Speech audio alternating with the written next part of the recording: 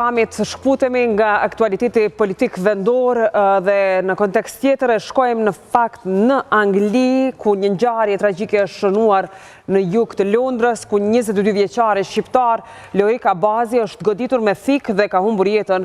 I riu u gjeti plagosur rënd në Hesterman Way të dielën dhe pavarësisht ndërhyrjes së shpejtë mjekëve, ai ndroi jetën në spital. Ndërkohë ka qenë këngëtarja e njohur Ganimete Abazi, që ka bërditur se Loriku ishte nipi i saj, ndërkohë cilat janë detajet e këtij rasti, kuptojmë bashkë përmes një lidhje direkte me Sabri Agimi, që lajmërohet në fakt nga Londra dhe jam shumë mirënjohës se ta kem sot në program. Sabri, mirë se vjen, faleminderit shumë. Johana, faleminderit edhe juve. Do ishte e rrugës që te shumë në komunikim për një qëllim, për një punë të mirë, po fatkeqësisht kemi bënë me një tragjedi që ndodhi të dielën në ora 1:15 mëngjesit, kur fatkeqësisht një bashkëanëtar joni humbi jetën si pasojë e sulmeve nga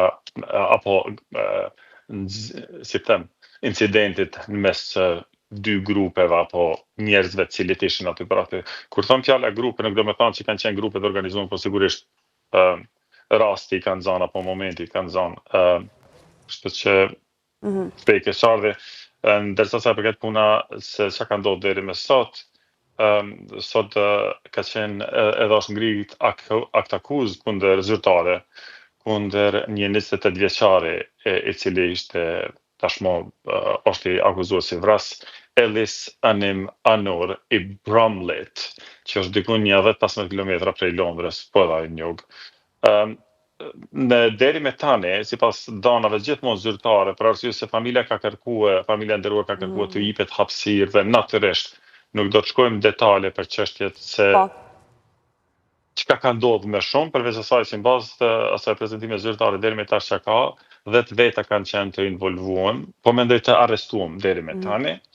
Ndërsa të therrur me thik ishin 3, njëri prej cilëve është Loriku, i cili faktikisht nuk mujti të mbijetoj sipas dhënave gjithmonë, ndërsa 2 të tjerë, njëri ishte me lëndime të lehta, ndërsa tjetri më trana, i cili u lirua mas disa ditë sipas dhënave gjithmonë dhe është mbajt nga policia për një kohë caktuar dhe me sa thuhet janë të liruar me kusht. Kështu që deri me tash janë të arrestuar 10 veta në lidhje me rastin. Disa prej tyre janë të liruar me kusht, disa janë të mbajtur ende, ndërsa 28 vjeçari është ngrit akuz për vrasje ndaj tij. Dhe natyrisht na bën shumë përshtypje reagimi shpejt i organeve të drejtësisë, pra me kaq shpejtësi kanë bërë të dhe natyrisht u kemi lakmi për këtë metodë pune, por Sabri, natyrisht duke respektuar gjitha kërkesat e familjes, a ishte kjo një prit, a ishte kjo një plan që pra t'i zinin këta të rinj Lorikun dhe njerëzit që kanë rrethuar aty dhe të ndodhte ky sulm, apo?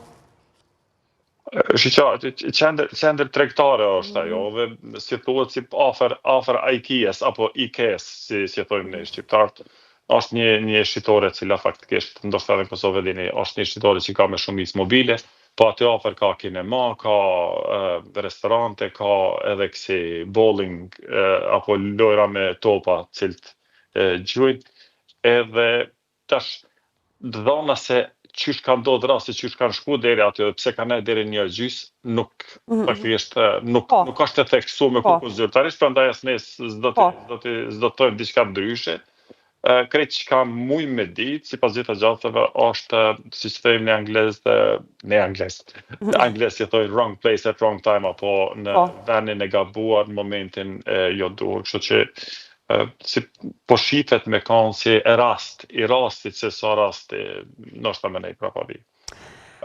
Nëse kisha pas mundësi me shku pak më gjatë rase kom kohë, Britania e Madhe, specifikisht Londra, ka kaluar në 15 vitet e fundit, sidomos në një krizë të grupeve të ndryshme, thikave të ndryshme.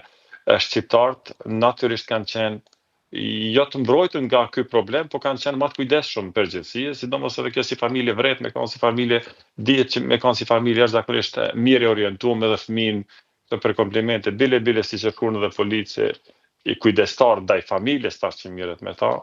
sipas familjes, Loriku ka qenë një djalë i dashur, një djalë i kujdesshëm, një djalë faktikisht një sportist i mirë, me sa kem pak Saldana ka qenë futbollist i mirë. Edhe po e them edhe një herë që shqiptarë zakonisht mirën me fëmijë, jashtëzakonisht shumë edhe tentojnë me angazhu fëmijën në për aktivitete ndryshme që mos e pas kohë faktikisht me u marrë me aktivitete që takojnë aty. Kështu që unë mendoj që Loriku ka qenë veç derisa tani më me vlerësu që ka qenë veç një incident vend gabuar. Një ngjarje jashtëzakonisht e tmerrshme, sidomos siç e the edhe ti për familjet shqiptare që sidomos për rrethana të cilat kanë migruar dhe natyrisht kanë pasur gjithçka, çdo aset kanë dhënë në fëmijët e tyre, tu përkthehet kështu, më vjen shumë keq dhe dua të shpreh këtë hapësirë televizive, të uroj ngushëllime, të shpreh ngushëllime në fakt familjarëve për këtë tragjedi. Familja ishte kohë e gjatë në Angli, kishin migruar kohë më herët besoj, ëh? Kohë gjatë dhe sipas dhënave gjithmonë Loriku i ka gjyshrit i ka këtu në Britaninë të Madhe me sa di unë. Kështu që paksa familje kanë familje pak familje gjanë. Kanë qenë kohë gjatë me sa di unë, Loriku ka qenë i lidhur këto. Çka deshta me thonë në rast se Patjetër. Londra faktikisht ka pas probleme të mëdha në çdo 15 punë. Edhe kjo ka ndodhur prej periudhës kur konservativat konservative parti apo partia konservative ka marrë dhe kanë filluar me bë kursime duke zvogluar të ardhurat familjeve të cilat nuk kanë të ardhurat mjaftueshme për me mbajt fëmijë dhe me mbajt familje. Është një lloj përkrahje që jepet familjes. Edhe tash këto ka krijuar një lloj krize. Këto po them jo që të lidhet diçka me familjen Lorikut asesi, po në përgjithësi, e kuptoj. Po japi. E kuptoj. Po që na ka prek gjithë neve, kam fjalën, edhe ju kriju grupe të cilat jo domosdoshmërisht u dash me kanë një ri pjesë e një grupi që tjetër rrezikon, po çdo i ri në moshën 15 vjeçare deri në 22-23 vjeçar, 25 vjeçar ka qenë rrezikon vazhdimisht këto periudha ku gjithmonë kush ka pas kohë dhe mundësi gjithmonë i ka përcjell fëmijën në shkollë dhe i ka kthyer prej shkollë, domethënë ka qenë një liri e kufizuar me të rinjve fatkeqësisht prej këtyne vrasjeve metike apo sulmeve të ndryshme grupore apo trastit apo do të thonë që një ndikim i madh ka qenë që nuk ju ka dhënë trive mjaft hapësirë për më marrë me gjëra tjera, po ju ka dhënë me thonë pe varfërisë të madhe, kanë filluar me kriju grupe, me kriju që kur s'kan aktivitete ju e dini që ata duhet me nejt dikun jarrin në park, jarrin në përqoqje, dikun edhe gjithmonë ka gjasa për me bë gjanat jo të hijshme. Gjithmonë tu thonë që familjet shqiptare kanë qenë jashtëzakonisht më të kujdesshme në këtë aspekt, kanë qenë jashtëzakonisht afër fëmijëve vet në vazhdimsi. Uroj që të mos na përsëriten raste si kjo, jo vetëm në Angli, por kudo qofshin mërgjimtarët tanë, që natyrisht në kushte jo se i kanë zgjedhur vetë, kanë ikur për shkak të rrethanave politike dhe natyrisht duke mos dashur për ta rënduar më shumë këtë situatë, është liruar trupi nga organet atje, është bërë përcjellja e fundit, janë kryer ceremonitë? Si thash, familja ka vendosur me pas këto gjëra gjithë cilat krejt gjërat me pas në hapësirën e tyre dhe natyrisht komuniteti shqiptar në Britaninë të Madhe, ambasada është një si tam janë të organizuar të jashtëzakonshëm dhe shumë prekras. Ambasada e Kosovës, po ndoshta edhe Shqipërisë natyrisht në rast se ka nevojë për krahje ose diçka.